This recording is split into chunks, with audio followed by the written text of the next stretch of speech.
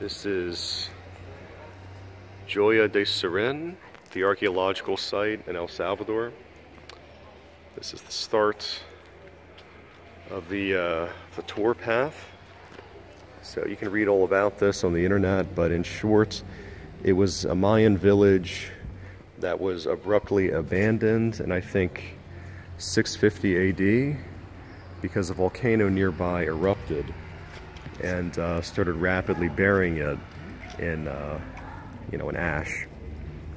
And it's kind of compared to Pompeii. Now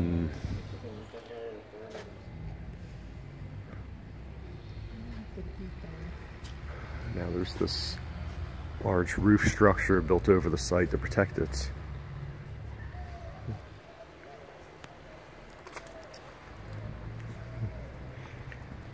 And so if you look at the, it's remarkable how far underground or how far below grade that structure is. See, there's where the ground level is now. The way they've excavated the ground here reflects the fact that there were 4 different volcanic eruptions that piled ash on this area, each one separated from the last by hundreds of years. So this site, Joya de Ceren, it was inhabited by Mayan people. And as I said, they had to quickly abandon it in the space of a day or something. The volcanic eruption didn't just destroy this village, but it really wiped out the entire valley. So as a result, the Mayans had to flee El Salvador for other parts of Central America. So their civilization here went extinct because of a natural disaster. And it wasn't until much later that a different group of indigenous people who spoke a very different, totally different language from the Mayans and who didn't have anything to do with the Mayans, migrated into this valley, and not realizing that there was there were buried towns under their feet like this. They just built their own houses and started afresh.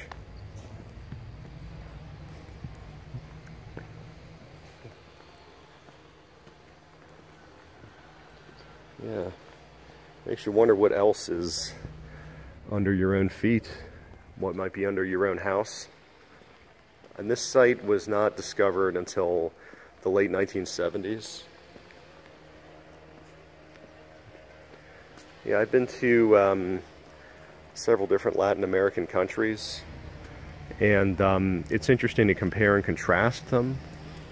One of the things that makes El Salvador unique is that it is its density of volcanoes. It's a small country, and they have a lot of volcanoes in it, including some that are still active and ones that could just erupt massively at any time.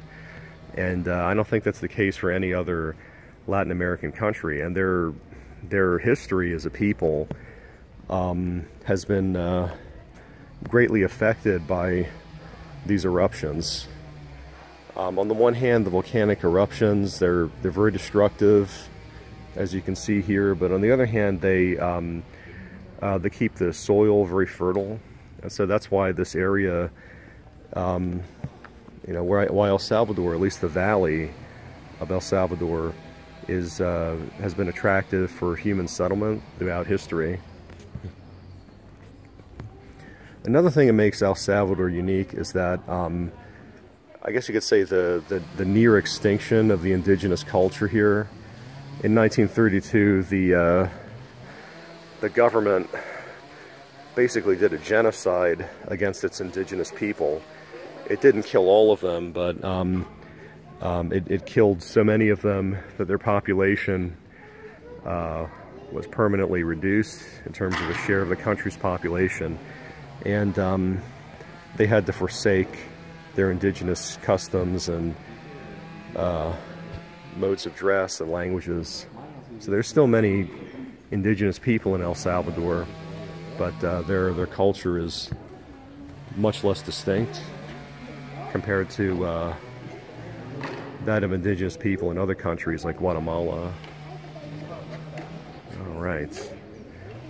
That was a sauna that took a direct hit from a giant rock ejected by the volcano.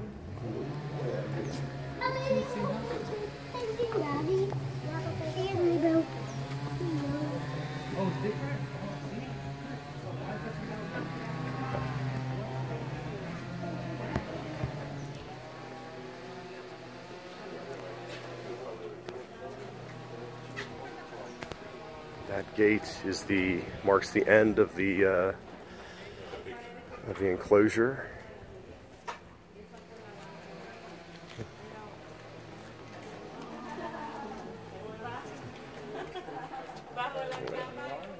Pause if you want to read it.